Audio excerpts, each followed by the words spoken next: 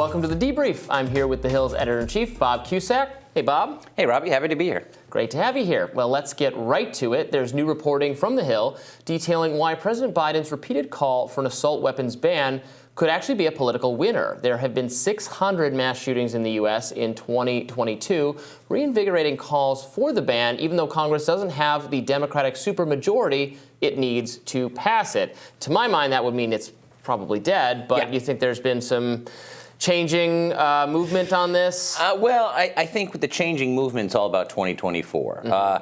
Reinstating the ban is popular with, of course, Democrats as well as independents, but the Republican base doesn't like it. So it's not going to go anywhere in the House. But because it's politically popular, I think Biden's leaning into this because he knows he's going to have to deal with a House Republican majority that's not going to do it. Now, will the Senate pass it? No, even though that's going to be also run by Democrats because it's filibuster.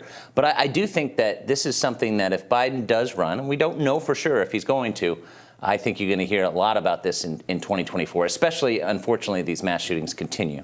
Well, and that's the point. Yeah, my recollection is that public interest in doing something or having greater gun control or assault weapons, et cetera, more background checks, whatever it is, right.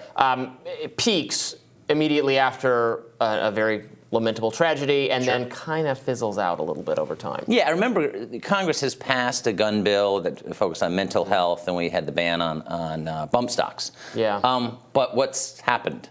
We continue to have mass shootings, and that's why I think the left is on board with this. The Democrats are united. So anything that divides Republicans, because you can pick off maybe a Republican here or there on this, but very few, because listen, if you support this, and we've seen this on gun votes before, and you're a Republican, you could get a primary. Well, interestingly enough, it used to be picking off the other way, right? It used to be that some Democrats would vote against stricter gun control because they were in red areas, they were personally more conservative, or rural areas. I mean, even Bernie Sanders was at least on paper, I'm not sure how it came to the votes necessarily all the time, but he had articulated more support for gun rights, which was described as kind of a noticeable standout in his progressive agenda. Right, and he's from Vermont. He's from Vermont. He's as he's run for president, he's shifted on that. But at the same time, that's where I think that the politics of it, will any of the Republican contenders in 2024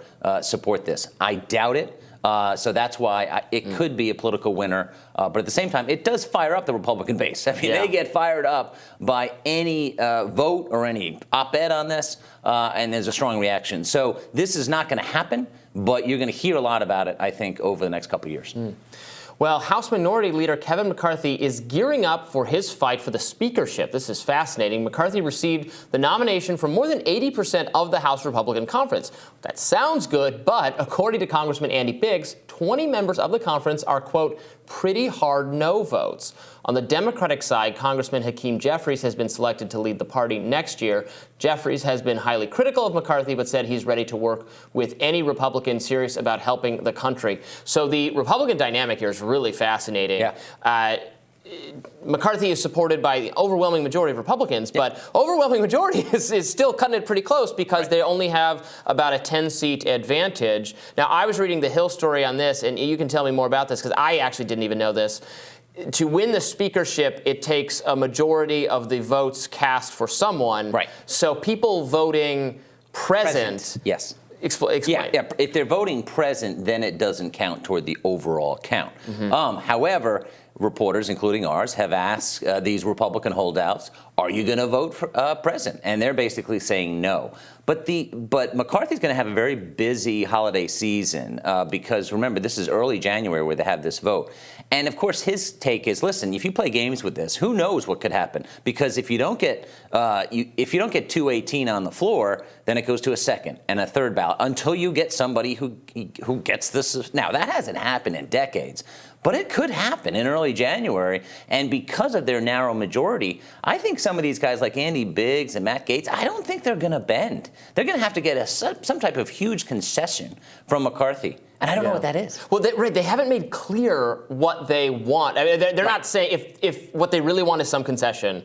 They're playing this pretty close to the chest, right? They're saying, no, we don't want McCarthy. They're not saying we want X, Y, Z. They're saying we don't want McCarthy. Yeah. So behind closed doors, maybe they say, well, yeah, I mean, we want to be able to bring amendments to... Yeah, tweaks to the rules package, which is very inside baseball. But it's not like they've said, okay, if you give us this rule change, we'll vote for you. They haven't said that. Yeah. They've pressed for stuff, but they haven't said, if I get this, I'll vote for you. So this is a huge challenge for McCarthy, and he's having an audition right now, and he's trying everything he's doing. He's leaning into crime and the border. So this is a Republican-based type of strategy.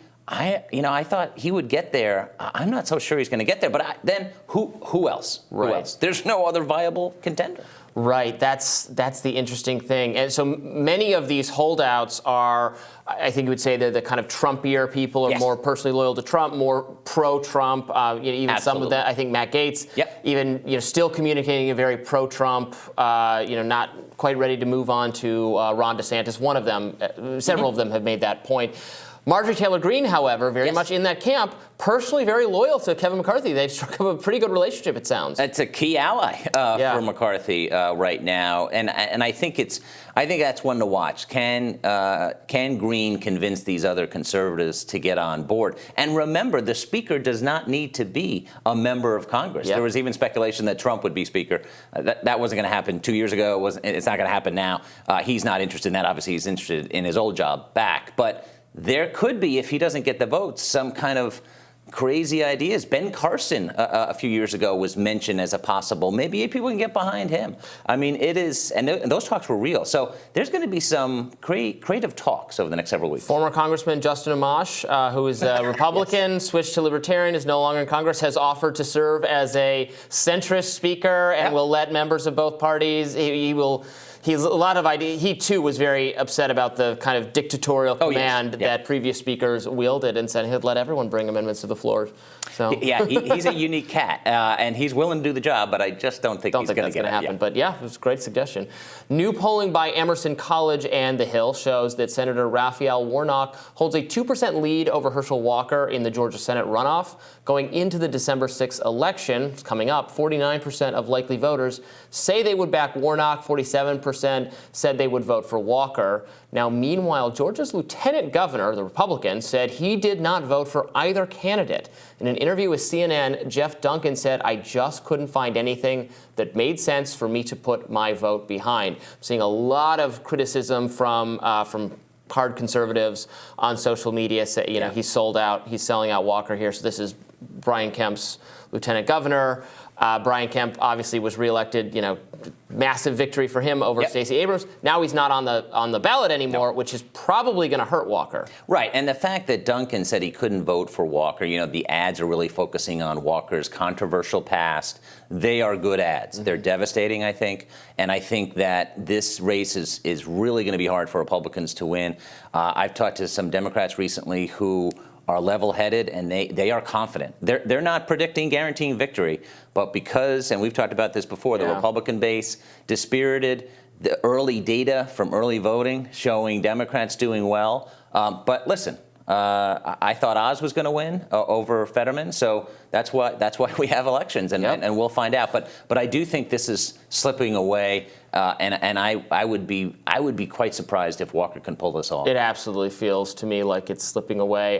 Trump hasn't done much to help out Walker in a while, has he? When was the last time he came down to? And of course, the Republicans like Mitch McConnell and others don't want Trump to be there, and I think that's the right move. But at the same time, they're shielding Walker from the press. It doesn't have the feel of a campaign that has momentum. Actually, the opposite. I've seen him on Fox with Ted Cruz and Lindsey Graham. True. He's been on Sean Hannity's show. There's been a lot of kind of rah-rah boosterism to conservatives, like this is very important.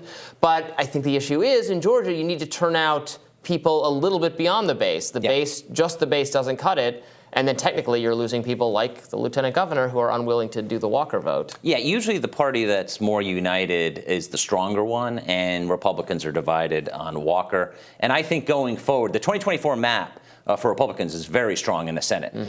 And we're going to see a battle between the Mitch McConnell camp and the Trump camp on candidates, because obviously they've had some weak candidates this cycle. Yep, they'll have another chance Another next shot. time around, although they've done really well this time. Then next time they could be going for that elusive beyond 60 point where actual the dream. legislation can be passed into law. Can you imagine? No, I mean, they really, if they had gotten 51 or 52, based upon all these Democrats in red states who are going to be running in 2024, and we don't even know if Joe Manchin is going to run in West Virginia, but he's got a tough race.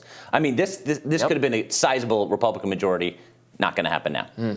Fascinating. All right, thank you so much, Bob. That's it for us this week. Thanks for joining us, and we will see you next time.